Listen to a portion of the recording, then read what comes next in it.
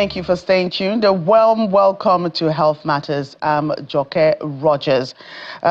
Today, on September 29 every year, the world comes together to raise awareness about cardiovascular diseases and also to remind us all that our hearts deserve care. Now, the World Health Organization reports that cardiovascular diseases claim an estimated 80 million lives every year, and yet many of these cases are preventable with healthy living, regular check, and other timely care. This year's theme is Don't Miss a Beat. But what does this really mean for you? We'll find out more about this on today's program as we talk to our health expert on the show. On the program today, we'll be joined by Dr. Henry Oshaju, a consultant physician and cardiologist at the Cuba General Hospital, who will help us get a better understanding of our heart health. Don't forget, you are also an integral part of this program. When it's that time, you can join us via phone on 0808 054 2233. Do stay with us on Health Matters.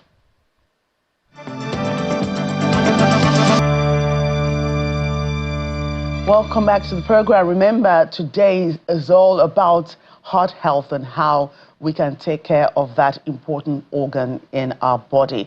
And I'm joined on the program by Dr. Henry Oshaju, a consultant physician and cardiologist at the Cuba General Hospital. He joins us from our Abuja studios. A pleasure to have you on the program. Thanks for having me. Right, so let's get right into it. What exactly is heart health, and why should we pay attention to this organ? I ask this because there seems to be a passive trust that the heart will always be there for you. No one ever thinks this organ will fail until it does. Yeah, September 29th is a day globally set aside to promote heart health awareness. And like you rightly said in your introduction, this year's theme happens to be Don't Miss a Beat. And that's to show the importance of the heartbeat. Because once the heart stops beating, it connotes a dangerous situation, which ultimately means death. And so we need to promote heart health through our daily routines, through what we eat, our exercise schedules, and also regular checks, which can help us detect abnormalities before they get very serious. And what is the biggest risk factor, for heart disease and whatever other ailment troubles the heart? Yeah, there are a lot of risk factors that ultimately lead to heart disease. And the foundation of all this is the family history. If you've got a family history of heart disease in your father, your mother, your aunties, or your uncles, it means that you have to pay more attention to your health, because you're likely to have it if you don't pay attention to that, because genetics play a very strong foundational role in heart diseases. Also, hypertension and hypertensive heart disease is, in fact, the leading cause of heart failure in sub-Saharan Africa. And so we need to know our numbers, our blood pressure numbers, and have regular checks. Also, diabetes is another leading cause of heart disease, which we also have to pay attention to. And we also have to know our numbers, what our blood sugar numbers are. And also, high cholesterol levels also play an important role in clogging the arteries, which supply blood to the heart. And when the blood supply to the heart is cut off, that ultimately leads to a heart attack, what is commonly known as a heart attack. And so these risk factors are very, very important, and we need to pay attention to them and also have regular checks to know what our numbers are.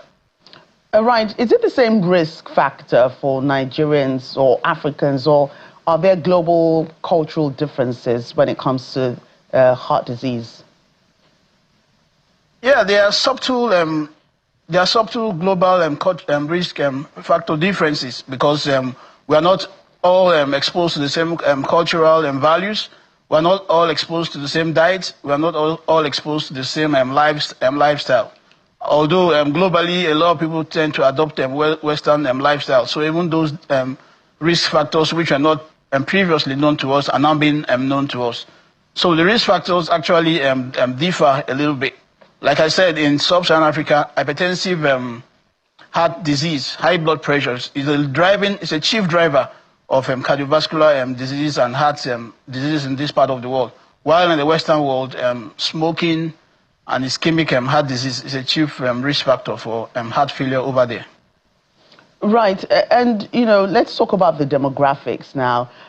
You talked about genetics the other time, family history and all that. So young people, children, how often do you see them, come down with this? How many cases, do we have, like in this part of the country, where you see young children actually suffer from heart disease?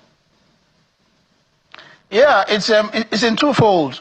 In the first fold are those young children that have what we call congenital heart diseases. That's heart defects that are present at birth, like a hole in the heart and other congenital abnormalities which need to be sorted out surgically. So that's on one aspect.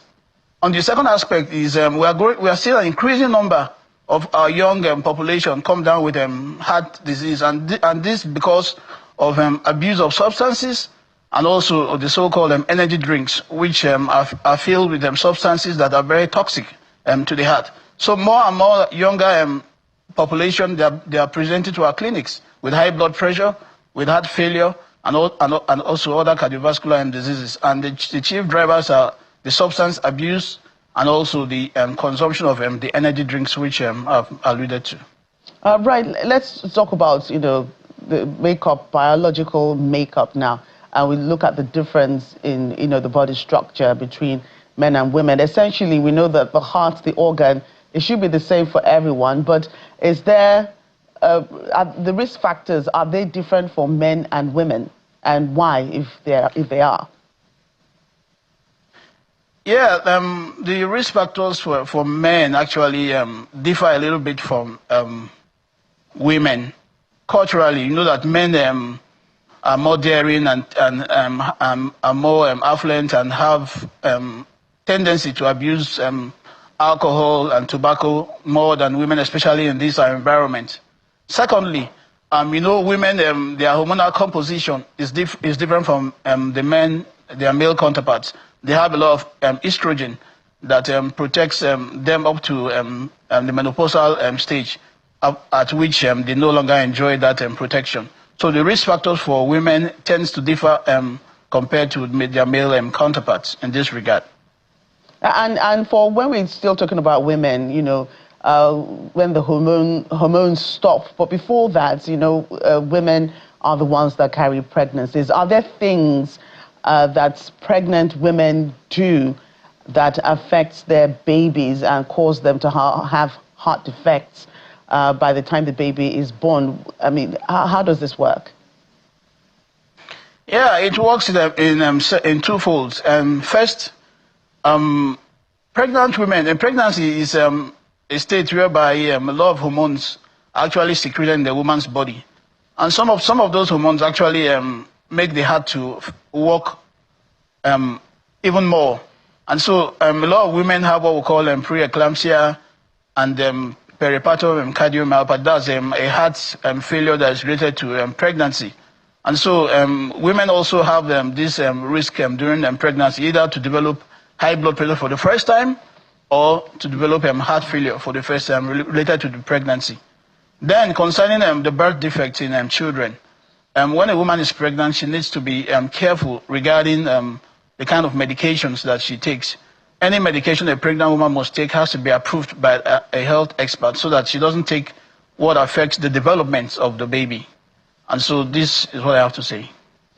Right. And how do people, how should I put it, know when, they have heart issues? There are some that I've come across that say that maybe after they have like a mild stroke or heart attack, by the time they get to hospital and they do their x-rays, their charts show that, they've had, very mild ones that they probably didn't even know that they had, those issues before.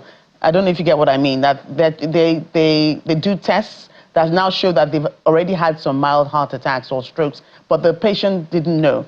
It's only the big one that actually now showed that, oh, you've had something like this before and they didn't know. How does someone have a heart attack or a mild stroke and the person does not know? Absolutely. You're correct. That's why high blood pressure is called a silent killer, because it causes subtle changes in the blood vessels of all the vital organs, the kidneys, the heart, and the brain.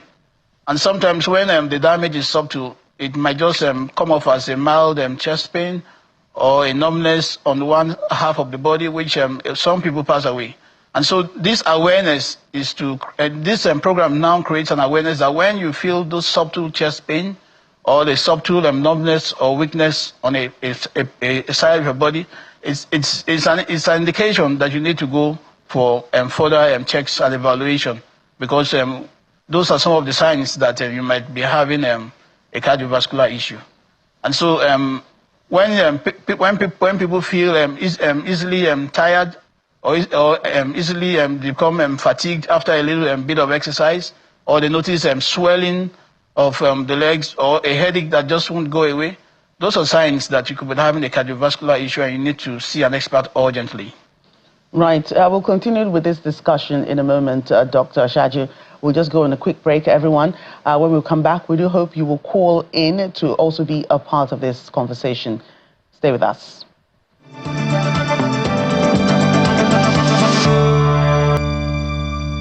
Welcome back to the program. Our big topic today is about heart health and what you should do to take care of your heart and to prevent heart disease. We've been talking with our guest today, Dr. Henry Oshaju, who's been educating us about that.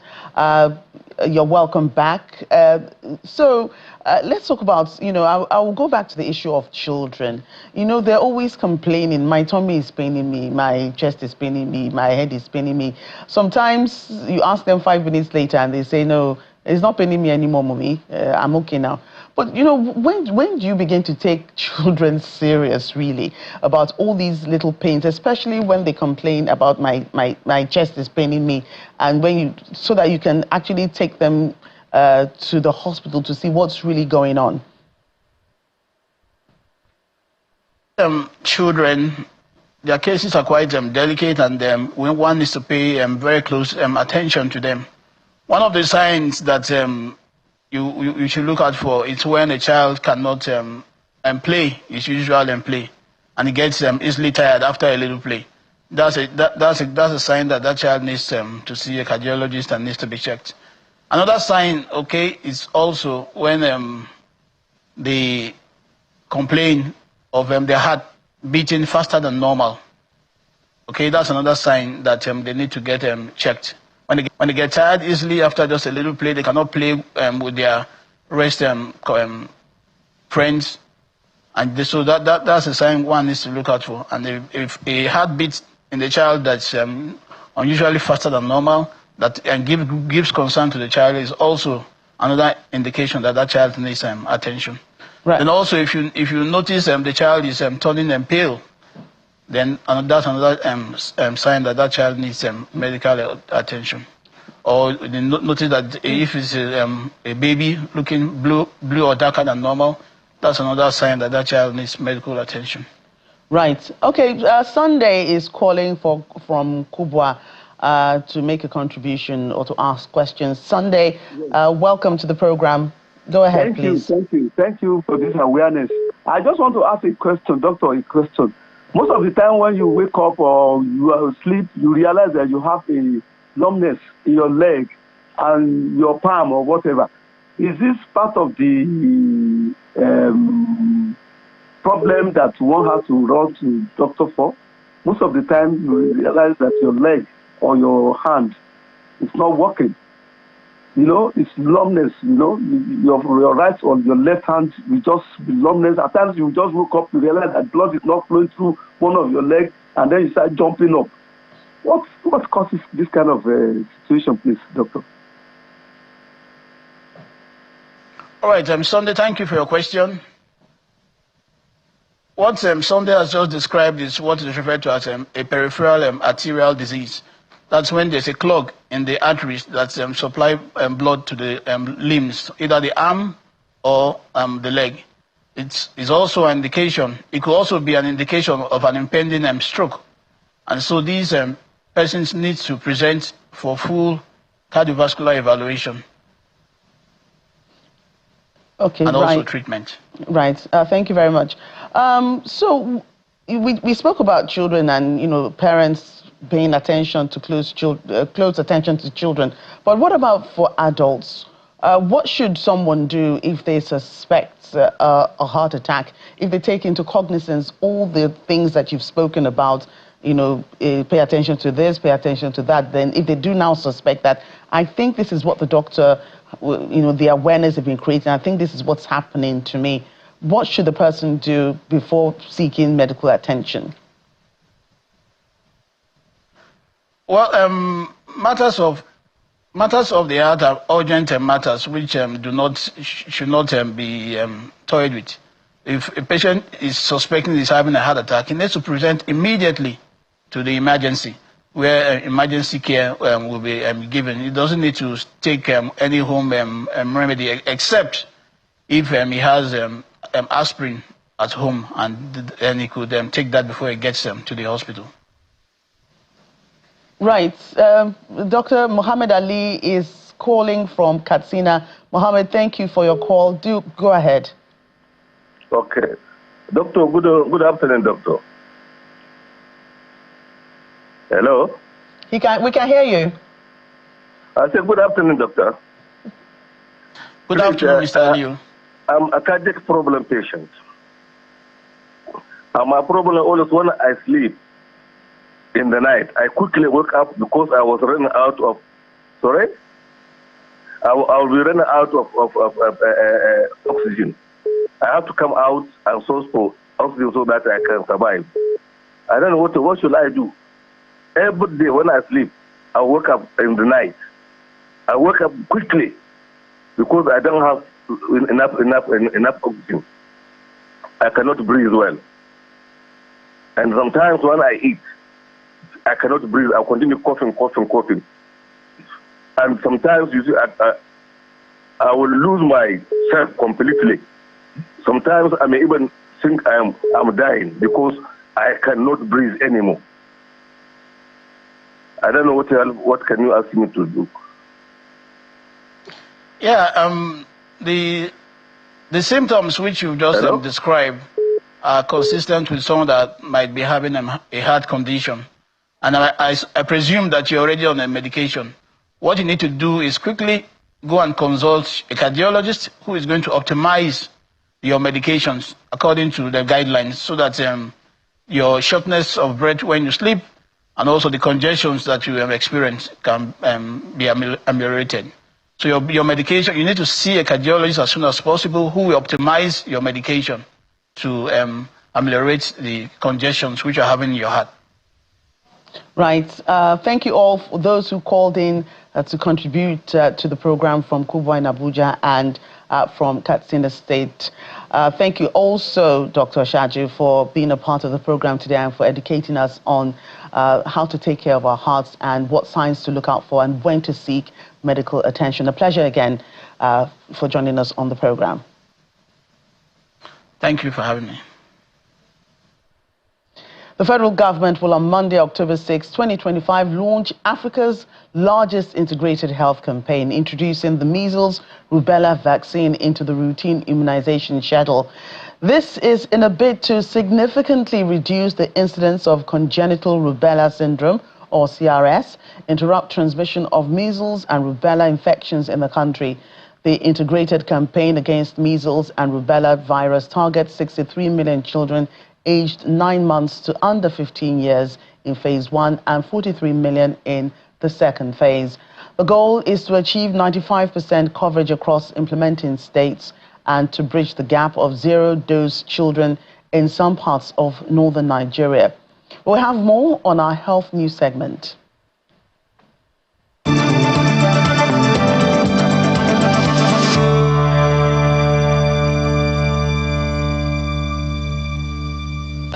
target is for us to reach.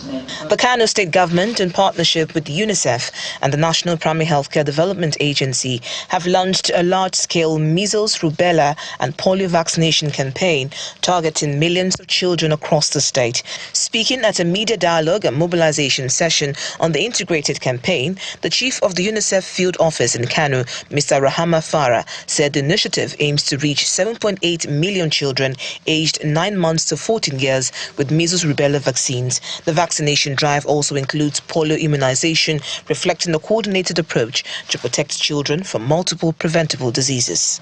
The National Primary Healthcare Development Agency, with the support of UNICEF, has allocated over 3,347 teams and provided 4.6 million doses of the NOPV2 and 4.5 million doses of the POBPV, targeting 3.9 million children under 5 years of age in the state for the October polio campaign vaccination. Also for the measles, we have a total of 7.8 million children targeted in the age from 9 months to 14 years, which will be vaccinated with measles rubella vaccine in Kano State. And Governor Uba Sani of Kaduna State has commissioned the state-free emergency medical services and ambulance system across the 23 local government areas of the state, aimed at improving rapid response to accident and other medical emergencies. Speaking at the commissioning, Governor Sani describes the initiative as a landmark achievement in his administration's commitment to saving lives and ensuring that no citizen is denied access to emergency health care. What we are launching today is not merely a program. It is a bold statement about the value we place on every life in emergencies, whether it is medical crisis, childbirth complication, accident, or surgical need. What determines survival is often the speed and cooperation and coordination of the response. Consensus has been designed with that reality in mind. It provides the rapid response ambulance station across the state, a 24/7 emergency call and dispatch center, and a team of skilled health professionals ready to act. These resources are connected to our existing health infrastructure, ensuring swift and effective care. And the World Health Organization says an Ebola outbreak declared in the DR Congo in early September has caused 42 deaths out of 64 confirmed cases. According to the WHO, the risk of it spreading in the region is moderate. Health authorities in DR Congo began rolling out a vaccine program against the often fatal virus 2 weeks ago. The highly contagious hemorrhagic fever has killed more than 15,000 people in Africa over the past 50 years. The deadliest Ebola outbreak in the DRC between 2018 and 2020 killed nearly 2,300 people. Last month's vaccination campaign followed the announcement of a resurgence of the disease in the central province of Kasai. Ebola is a deadly viral disease spread through direct contact with bodily fluids, causing severe bleeding and organ failure. It was first identified in 1976 and thought to have crossed over from bats.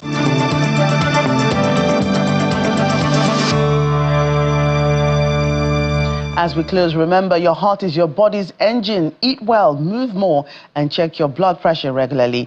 That's Health Matters this week. Thank you for watching. I'm Joke Rogers.